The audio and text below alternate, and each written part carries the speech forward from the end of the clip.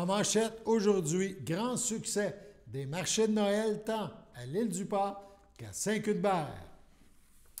Bonjour à tous et bienvenue à votre bulletin d'information sur les ondes de CTRB, votre télévision locale et régionale, aujourd'hui 21 novembre.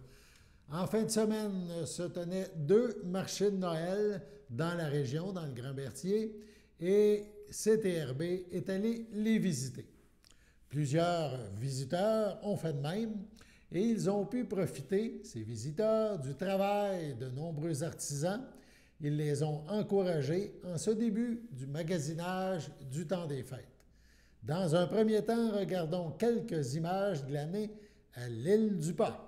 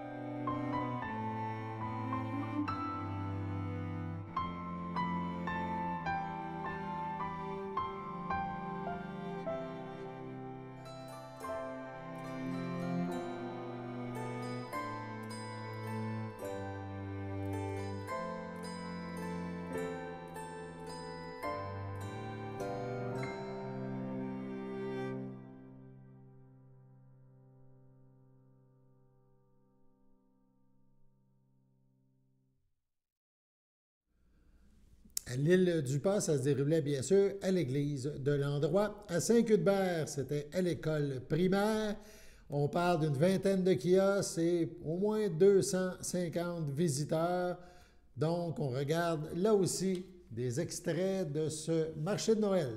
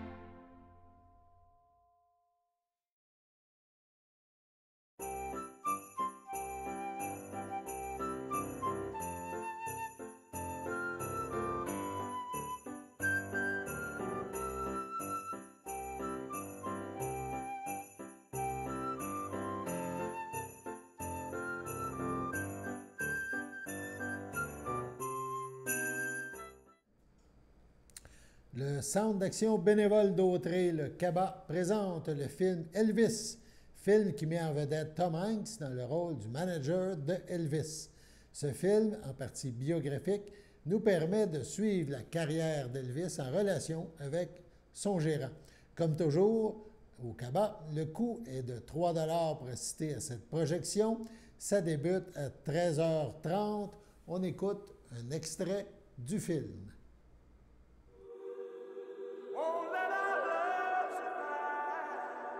Il y en a certains qui voudraient me faire passer pour le méchant de cette histoire.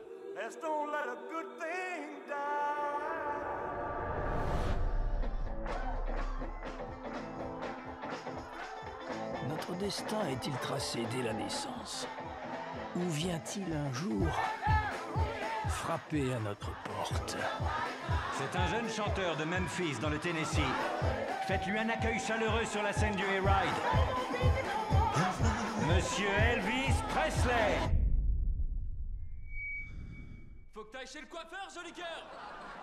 À ce moment-là, j'ai vu ce garçon maigrichon se transformer en super-héros.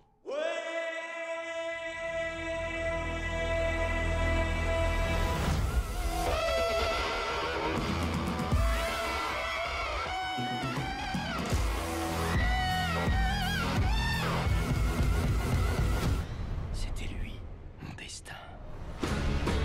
Je souhaiterais être votre manager, Monsieur Presley. Vous êtes prêt à vous envoler? Je suis prêt. Prêt à m'envoler.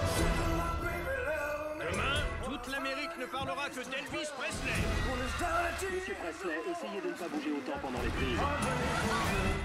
Si je peux pas bouger, je peux pas chanter. Il y a des gens qui voulaient me mettre en prison à cause de ma façon de bouger. Moi, ils pourraient me mettre en prison pour avoir traversé la rue. Mais toi, t'es un blanc célèbre.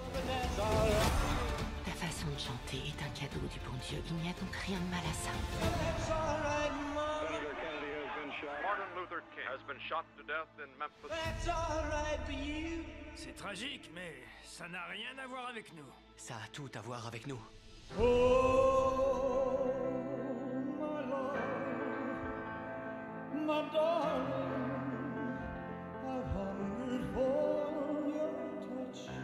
Un pasteur m'a dit un jour, quand les choses sont trop dangereuses à dire, chante. Chante! Bientôt j'aurai 40 ans. Et personne ne se souviendra de moi. J'ai besoin de revenir à celui que je suis vraiment. Et qui es-tu, Elvis?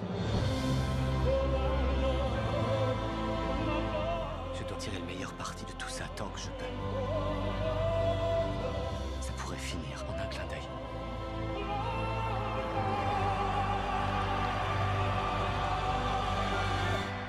Toi et moi, nous sommes de la même graine.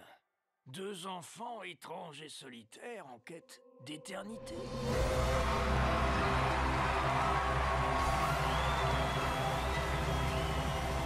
Le plus grand spectacle.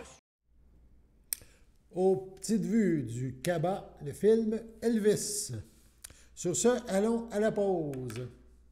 Chers téléspectateurs, vous êtes cordialement invités le samedi matin dès 9h30 à notre bingo télédiffusé de nos studios de Berthierville.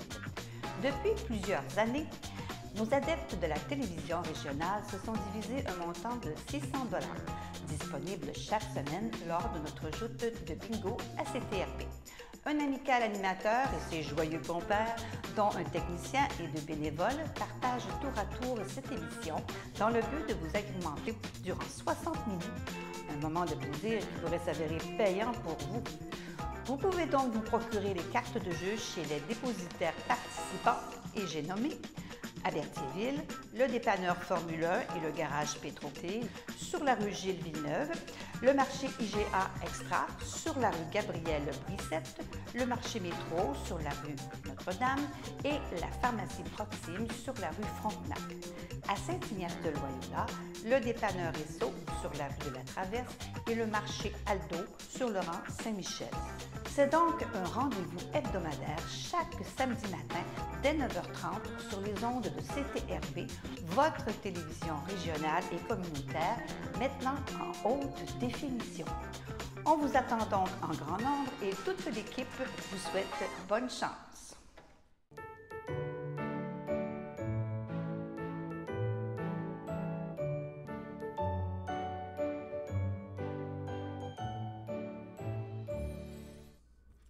On y va avec les anniversaires en ce 21 novembre. Tout d'abord, la FADOC de l'île du Pas désire souhaiter bonne fête à Louise Poulain-Castonguay et à Michel Forgette.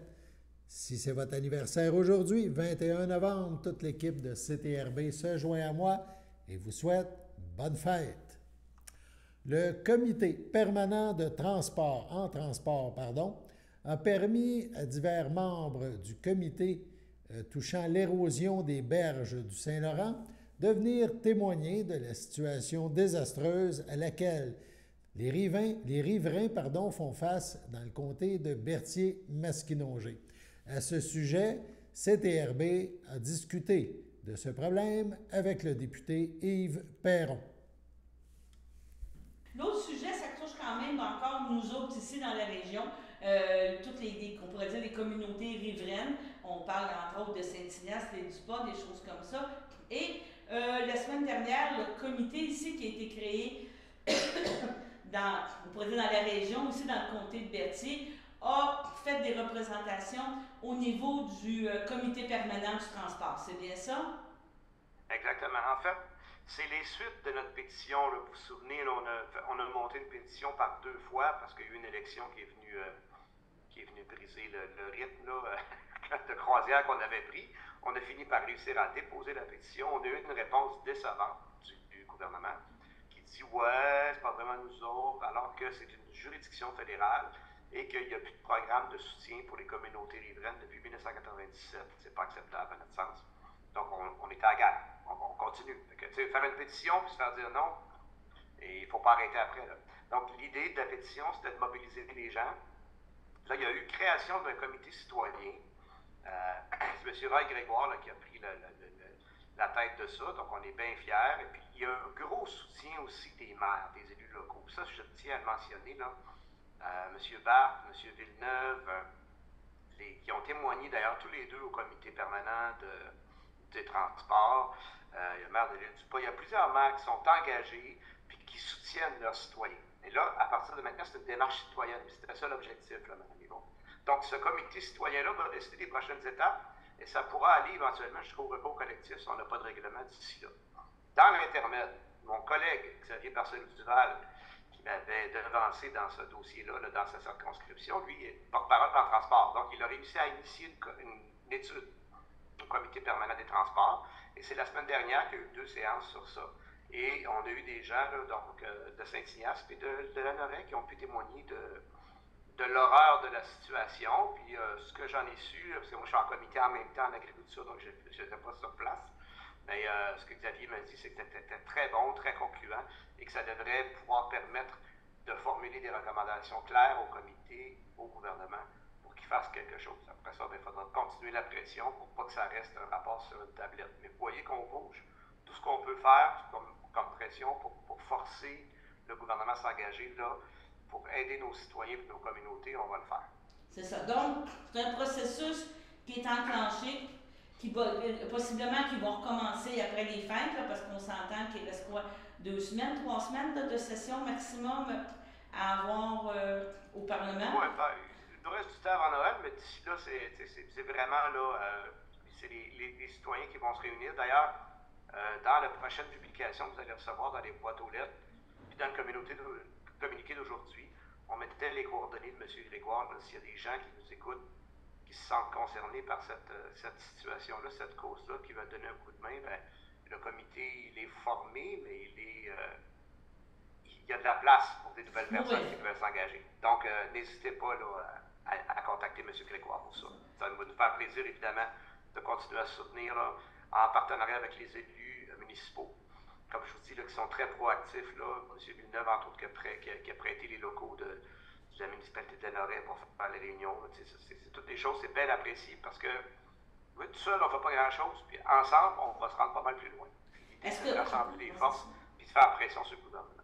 Est-ce que vous avez prévu faire une espèce de comité au-dessus avec Xavier du côté de la rive sud et de la rive nord, ou pour l'instant, non, c'est vraiment... Pour l'instant, c'est des trucs parallèles, la rive nord et la rive sud, là, parce que les autres, leur recours collectif est déjà engagé, c'est difficile de se joindre.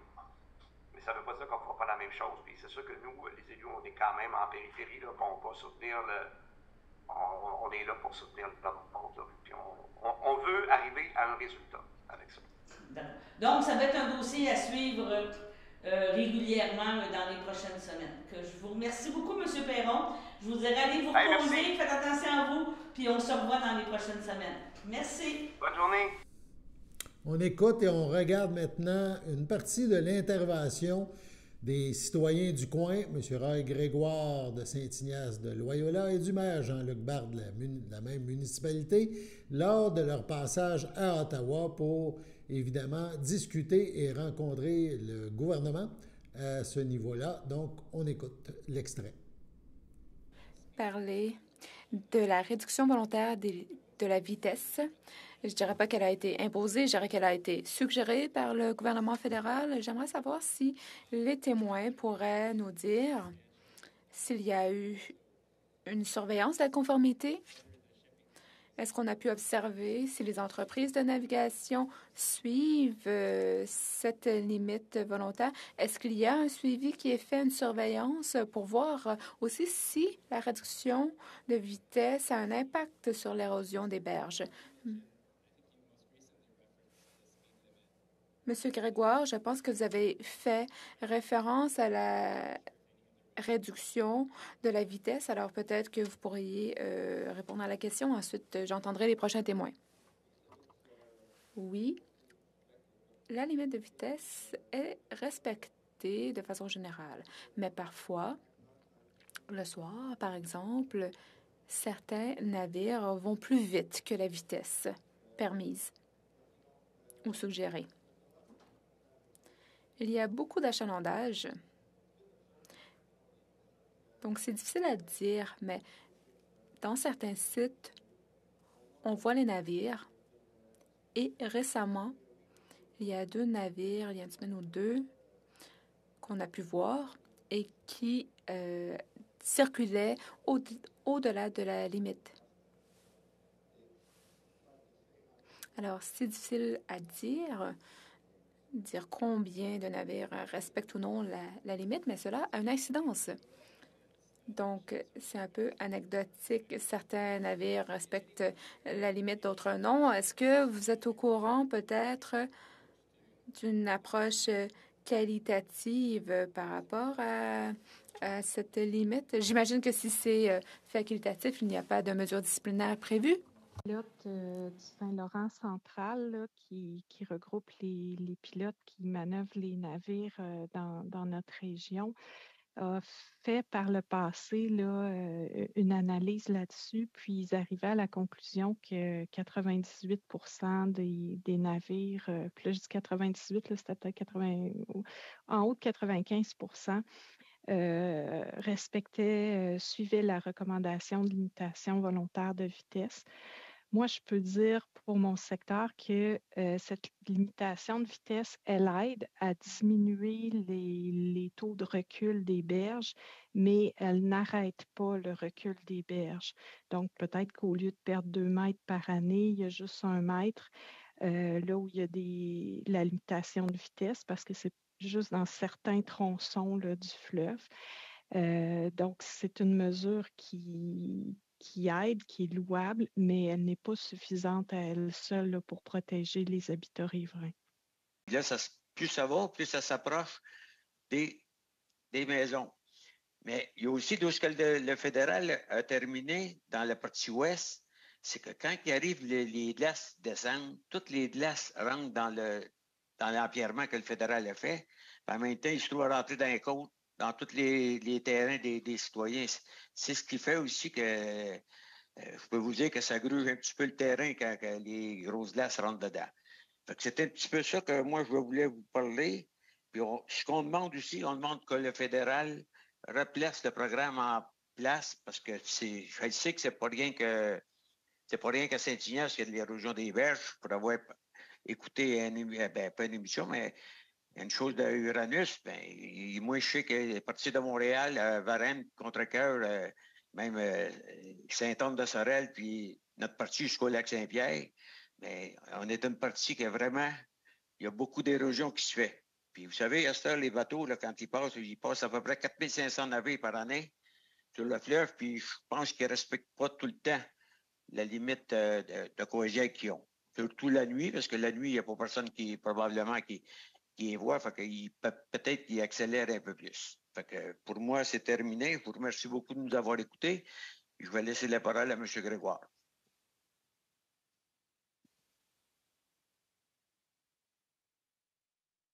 Oui, bonjour. Moi, je suis Roy Grégoire, un citoyen de l'île Saint-Ignace qui demeure sur le bord du fleuve, justement. Puis, justement, chez moi, quand les glaces descendent au printemps, la partie du mur qui a été, l'empierrement que le fédéral a fait, ça retient les glaces parce que c'est comme si c'était un barrage. Les glaces qui descendent s'arrêtent là, puis ça monte tout près de 20 pieds en hauteur. Parce que moi, je suis à peu près 20 pieds au-dessus du niveau de l'eau. Puis on sait qu'il y a plusieurs facteurs d'érosion, ça, on le sait.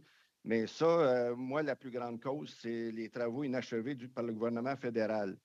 Il y a la navigation, bien entendu, parce que, comme M. Batt disait, il y a 4500 navires qui passent annuellement.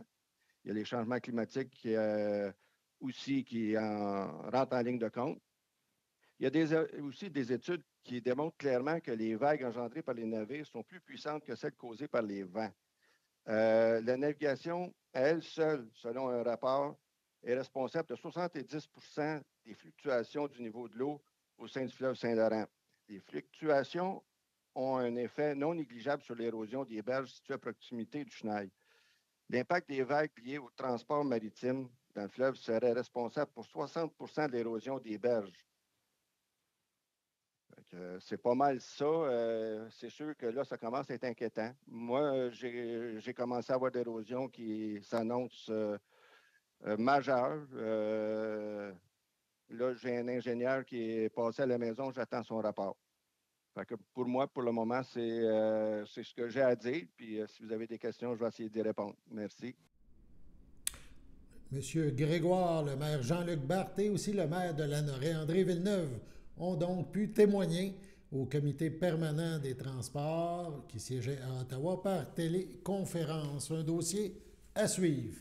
C'est avec grand plaisir que CTRB s'associe une fois de plus avec la salle Le Frontenac à Berthierville pour vous permettre d'assister, si la chance vous sourit, samedi soir 26 novembre au souper-spectacle avec le groupe Passe-moi le POC, hommage au colloque. C'est le même groupe, là, on le rappelle, qui a présenté un spectacle fort intéressant à Berthierville dans le parc Sainte-Geneviève il y a quelques mois.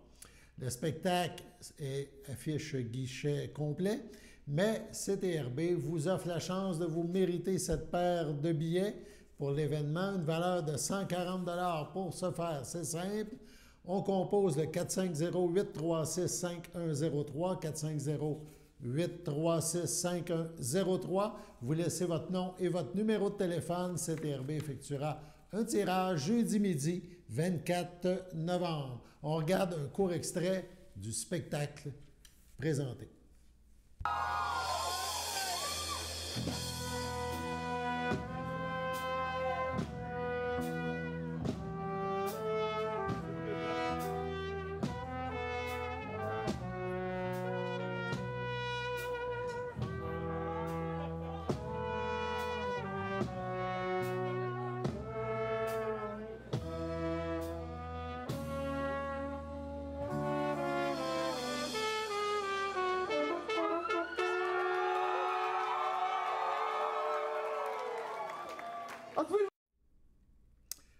À voir. Allons à la pause.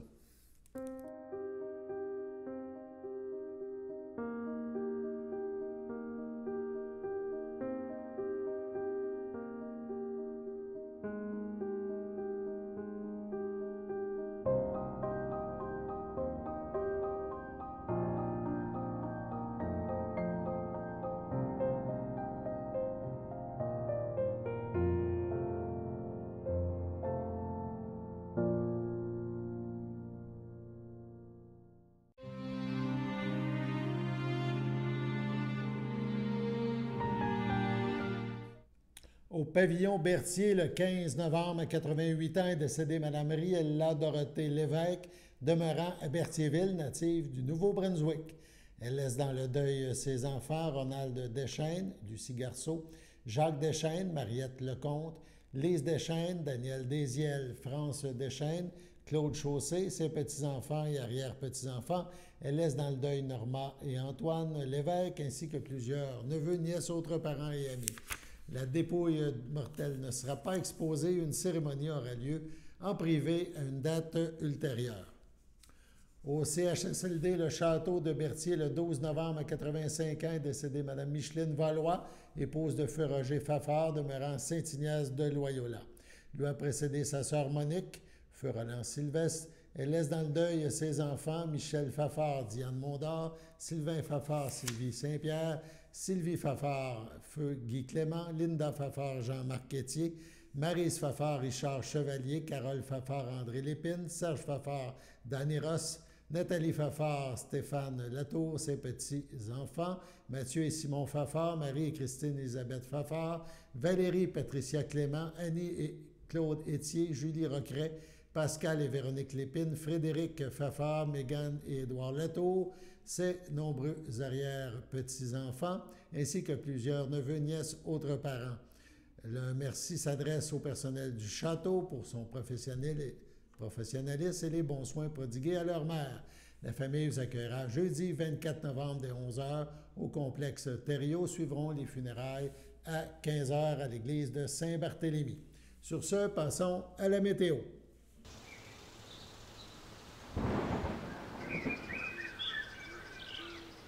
Bienvenue à votre météo de cette semaine. Aujourd'hui, lundi soir, ce sera nuageux avec quelques flocons, une température de 1, un temps ressenti de moins 5, moins de 1 cm de neige. Lundi nuit, ce sera généralement dégagé, une température de moins 7, un temps ressenti de moins 13. Mardi matin, c'est ensoleillé, une température de moins 6, un temps ressenti de moins 10. Mardi après-midi, ce sera un ciel variable, une température de moins 1, un temps ressenti de moins 6. Mardi soir, ce sera plutôt nuageux, une température de moins 3, un temps ressenti de moins 7. Mardi nuit, ce sera nuageux avec quelques flocons, une température de moins 5, un temps ressenti de moins 8, moins de 1 cm de neige. Et voilà, c'était tout pour votre météo.